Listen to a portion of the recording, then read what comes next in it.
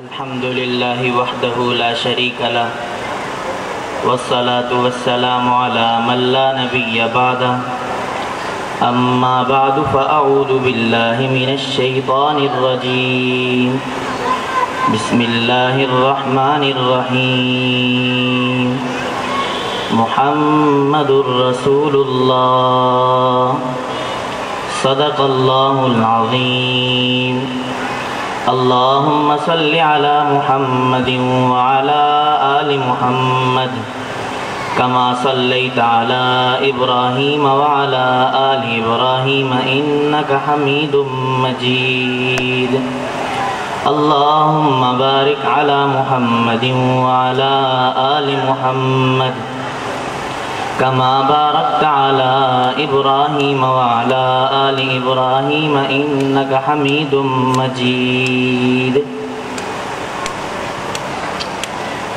نام محمد سے دلوں کو سرور ملتا ہے، سب کہہ دیں صلی اللہ علیہ وسلم۔ طلباء علماء کا مجمع ہے، یہ بات کہنے کی ضرورت تو نہیں تھی کہ جب پیغمبر کا نام آ جائے تو درود لازمی ہوتا ہے۔ نام محمد سے دلوں کو سرور ملتا ہے صلی اللہ علیہ وسلم، نگاہ فکر کو تازہ شعور ملتا ہے، نصیب کیسا بھی ہو وسیلہ احمد کا دے کر، نصیب کیسا بھی ہو واسطہ محمد کا دے کر، خدا سے جو بھی مانگیں ضرور ملتا ہے۔ میرے نہایت ہی واجب الاحترام قابل صد احترام مسلک اہل سنت والجماعت احناف دیوبند سے تعلق رکھنے والے غیور مسلمان دوستوں اور بھائیوں، ہمارا اہل سنت والجماعت کا عقیدہ اور نظریہ ہے کہ ہمارے پیغمبر صلی اللہ علیہ وسلم انسان ہیں، اور نمبر 2، پیغمبر صلی اللہ علیہ وسلم وفات کے بعد اپنی قبر مبارک میں دنیا والے جسم کے ساتھ زندہ ہیں۔ میں نے اپنے اس جملے میں 2 عقیدے آپ کے سامنے رکھے، ان دونوں عقیدوں پر ایک اعتراض ہوتا ہے۔ پہلا عقیدہ ہم نے کہا پیغمبر صلی اللہ علیہ وسلم انسان ہیں، اس پر اعتراض اہل بدعت کرتے ہیں کہ دیکھو دیوبند والوں نے کون سا عقیدہ اپنایا ہے، دیکھو دیوبند والوں کی کتب میں کون سا عقیدہ ہے کہ پیغمبر علیہ السلام کو گستاخ، پیغمبر صلی اللہ علیہ وسلم کی گستاخی کرتے ہیں۔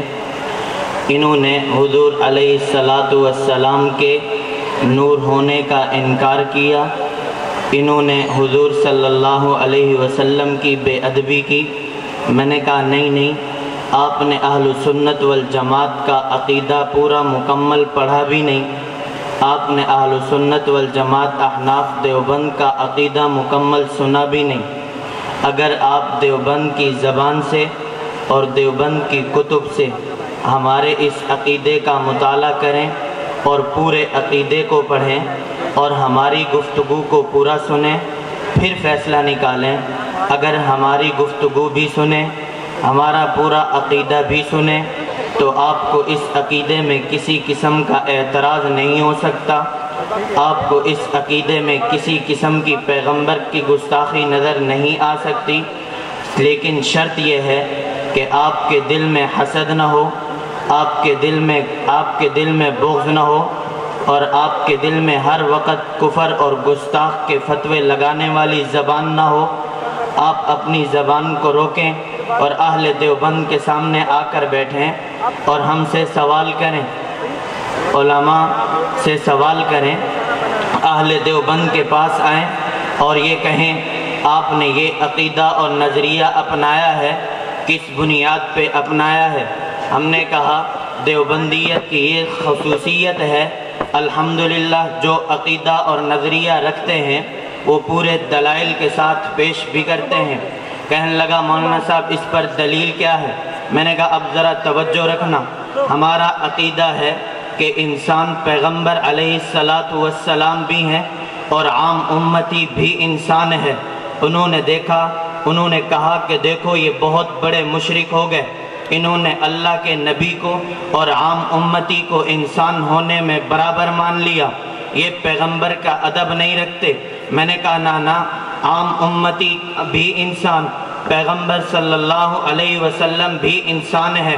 انسان کو اللہ رب العزت نے مٹی سے پیدا کیا، خود کلام اللہ میں آیت موجود ہے، منہا خلقناکم وفیہا نعیدکم ومنہا نخرجکم تارۃ اخری۔ یاد رکھو یہی مٹی ہے، اسی مٹی سے ہم انسان کو پیدا کرتے ہیں، وفیہا نعیدکم، دوبارہ ہم اس انسان کو اسی مٹی میں دفن کرتے ہیں، ومنہا نخرجکم تارۃ اخری، قیامت کے دن اگر ہم انسان کو اٹھائیں گے تو بھی اسی مٹی سے اٹھائیں گے۔ یہ آیت ہمیں بتاتی ہے کہ انسان کو مٹی سے بنایا، پیغمبر علیہ السلام بھی انسان، عام امتی بھی انسان، انسان کی پیدائش اس مٹی سے ہوئی۔ اب میرا دوسرا نظریہ دیکھنا، آپ اگر تفاسیر کا مطالعہ کریں، تفاسیر میں آپ کو علامہ قرطبی رحمۃ اللہ علیہ نے اپنی تفسیر میں ایک بہت ہی عمدہ نقطہ لکھا ہے۔ وہ کیا؟ علامہ قرطبی رحمۃ اللہ علیہ فرماتے ہیں کہ یاد رکھو انسان کی وفات کے بعد جہاں انسان کو دفن کیا جائے، یاد رکھو اسی جگہ سے پیدائش کے وقت اس کی مٹی کے اثرات لیے جاتے ہیں، جہاں انسان کی تدفین کی جائے انسان دفن بھی وہیں ہوتا ہے۔ دوسری طرف میں نے صحیح بخاری کی حدیث کو دیکھا، امام بخاری رحمۃ اللہ علیہ نے اپنی کتاب صحیح بخاری میں باب باندھا، باب الفضل ما بین القبر والمنبر، اس کے تحت حدیث لائی، اللہ کے نبی فرماتے ہیں ما بین بیتی و منبری روضۃ من ریاض الجنہ، میرے حجرے، میرے گھر اور میرے منبر کے درمیان کا جو ٹکڑا ہے وہ جنت کا ٹکڑا ہے۔ اگر ہم نے دیکھا، ہم نے پوچھا پیغمبر علیہ السلام پر وفات آئی ہے، حضور کا حجرہ مبارک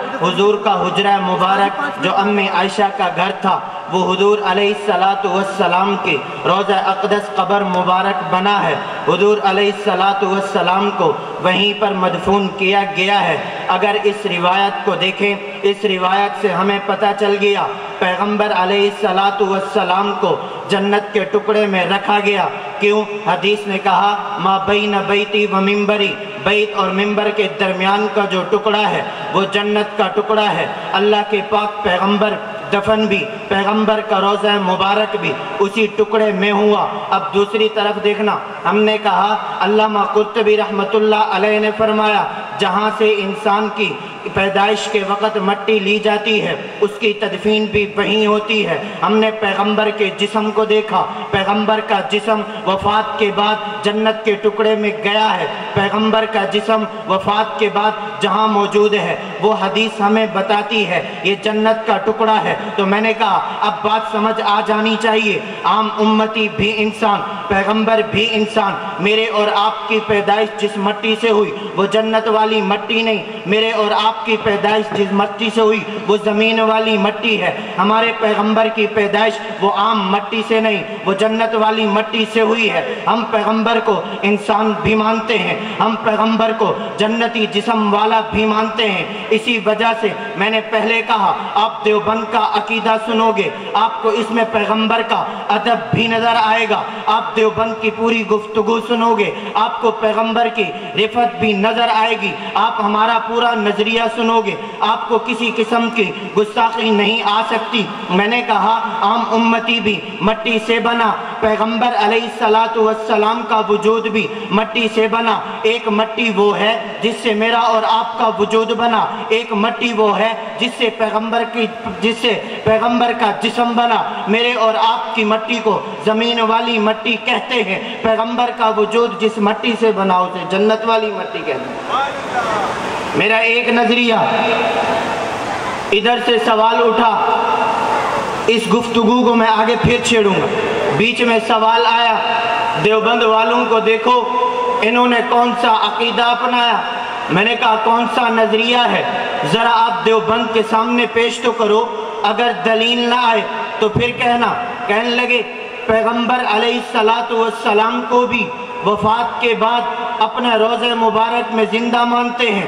میں نے کہا پھر کہنے لگا عام امتی کو بھی زندہ مانتے ہیں۔ میں نے کہا پھر کہتا ہے شہید کو بھی وفات کے بعد زندہ مانتے ہیں۔ دیکھو انہوں نے کوئی فرق نہیں کیا، ادھر بھی سوال یہی تھا کہ انہوں نے عام امتی کے درمیان اور پیغمبر کے درمیان فرق نہیں کیا، ادھر بھی اعتراض آیا۔ کیا اعتراض؟ دیکھو انہوں نے پیغمبر کو وفات کے بعد زندہ مانا، انہوں نے شہید کو بھی وفات کے بعد زندہ مانا، انہوں نے عام امتی کو بھی وفات کے بعد زندہ مانا۔ زندہ ماننے میں ان کے نزدیک کوئی فرق نہیں ہے، یہ پیغمبر کے گستاخ ہیں۔ میں نے کہا نا آپ ذرا دیوبند سے یہ سوال کرنا، پھر اس کا جواب سننے کے لیے بھی آپ اپنا جسم، آپ اپنا دماغ، آپ اپنا دل بھی ذرا حاضر رکھنا۔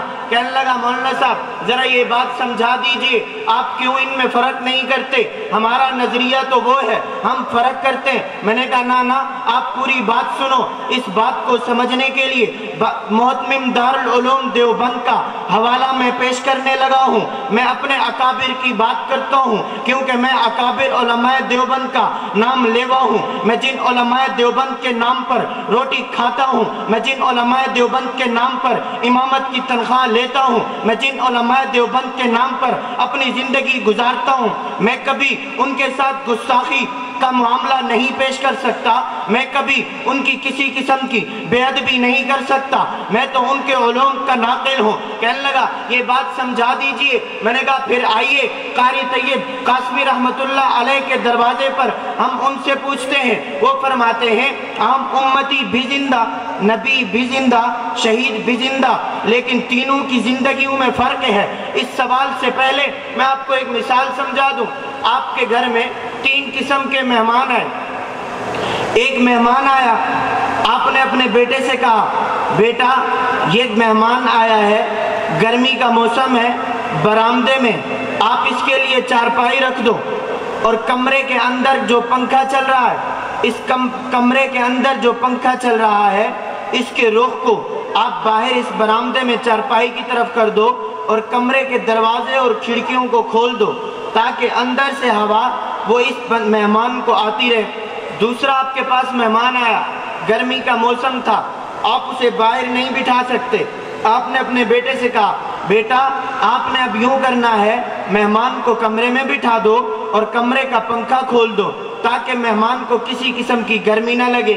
تیسرا مہمان آیا، گرمی کا موسم تھا، آپ نے کہا بیٹا اس مہمان کو برآمدے میں بٹھا دو، کمرے کی کھڑکیاں بھی نہ کھولو، کمرے کا دروازہ بھی نہ کھولو، پنکھا اندر چلا کے بھی نہ چھوڑو، اور نہ مہمان کو اندر لے جاؤ، بلکہ آپ کا پنکھا جو کمرے میں کھڑا ہے آپ اس پنکھے کو مہمان کے قریب لے آؤ۔ اگر یہ مثال سمجھ میں آ جائے تو پھر اس جواب کو سمجھنا بہت آسان ہے۔ وہ کیسے؟ مہمان 3 قسم کے ہیں۔ نمبر 1 مہمان کمرے میں، مہمان برآمدے میں، پنکھا اندر چل رہا ہے، کمرے کے دروازے اور کھڑکیاں کھلی ہیں۔ آپ کے پاس دوسرا مہمان آیا، آپ نے اس مہمان کو کمرے میں بٹھا دیا، کمرے کے دروازے اور کھڑکیوں کو نہیں کھولا، بلکہ آپ نے کمرے میں موجود پنکھے کو چلایا۔ تیسرے مہمان کے لیے آپ نے پنکھا اٹھا کر مہمان کے قریب رکھ دیا۔ بتاؤ ان میں سے کون سا مہمان افضل ہے؟ جی کہ پنکھا اپنی جگہ، مہمان اپنی جگہ۔ نمبر 2 مہمان کمرے میں، پنکھا اپنی جگہ۔ نمبر 3 مہمان باہر برآمدے میں، پنکھے کو اٹھا کر آپ مہمان کے پاس لے آئے۔ کون سی صورت ٹھیک ہے؟ جی تیسری کہ مہمان باہر برآمدے میں چارپائی پر ہو اور پنکھا اٹھا کر مہمان کے قریب لے آئیں۔ اس مثال کو سمجھنا، عام امتی بھی وفات کے بعد زندہ، شہید بھی وفات کے بعد زندہ، پیغمبر علیہ السلام بھی وفات کے بعد اپنے روضہ مبارک میں زندہ۔ اب توجہ رکھنا، عام امتی کو،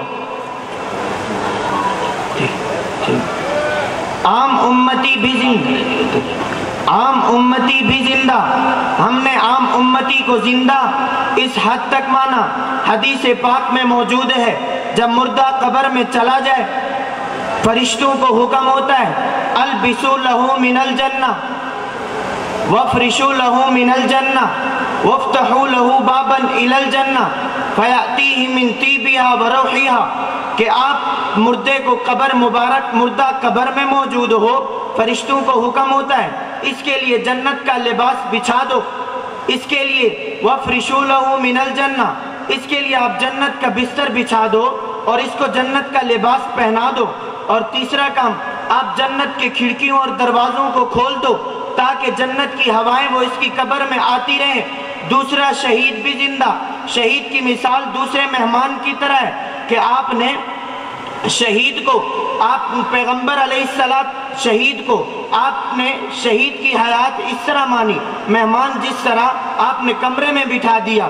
شہید کے بارے میں یہ ہے کہ شہید کو جب قبر مبارک میں رکھا جاتا ہے تو وہ جنت اسی کے لیے، وہاں اس کی روح سیر کرتی رہتی ہے جہاں چاہے۔ تیسری مثال پیغمبر علیہ السلام کی ہے، حضور علیہ السلام کے بارے میں یہ ہے، ما بین بیتی و منبری روضۃ من ریاض الجنہ، پیغمبر علیہ السلام کی قبر کو جنت کا ٹکڑا بنا دیا جاتا ہے، نہ جنت کی کھڑکیاں کھلتی ہیں نہ جنت کے دروازے کھلتے ہیں، بلکہ جنت کو اٹھا کر پیغمبر کے روضہ مبارک میں رکھ دیا جاتا ہے۔ اب مثال سمجھ آئی، پیغمبر بھی زندہ، شہید بھی زندہ، عام امتی بھی زندہ۔ پیغمبر کو ہم نے زندہ کیوں مانا؟ پیغمبر کو روضہ مبارک وہ جنت والا۔ میں نے آپ کے سامنے کہا کہ ہم نے پیغمبر علیہ السلام کو جنت کی مٹی سے، ہم نے پیغمبر کی پیدائش وہ جنت کی مٹی سے مانی ہے۔ میں نے جنت میں جو جو صفات دیکھی وہ پیغمبر کے جسم میں دیکھی۔ ہم نے جنت سے متعلق پڑھا قرآن اور حدیث میں کہ جنت کے اندر خوشبو ہی خوشبو ہوگی۔ ادھر پیغمبر کے جسم کو دیکھا، پیغمبر کے جسم میں خوشبو ہی خوشبو ہے، کبھی پیغمبر کے جسم سے بدبو نہیں آئی۔ ہم نے جنت میں دیکھا نیند ہی نہیں ہے، پیغمبر علیہ السلام کے جسم کو دیکھا کہ پیغمبر فرماتے ہیں ان عینیا تنامان ولا ینام قلبی، میری آنکھیں تو سوتی ہیں لیکن میرا دل پھر بھی جاگتا ہے۔ میں نے جنت میں دیکھا مکھیاں نہیں ہوں گی، ادھر پیغمبر کے جسم کو دیکھا، پیغمبر کے جسم پر کبھی مکھی نہیں بیٹھی۔ لا الہ الا اللہ، لا الہ الا اللہ، لا الہ الا اللہ، ما لنا رب سوا۔ لا الہ الا اللہ، لا الہ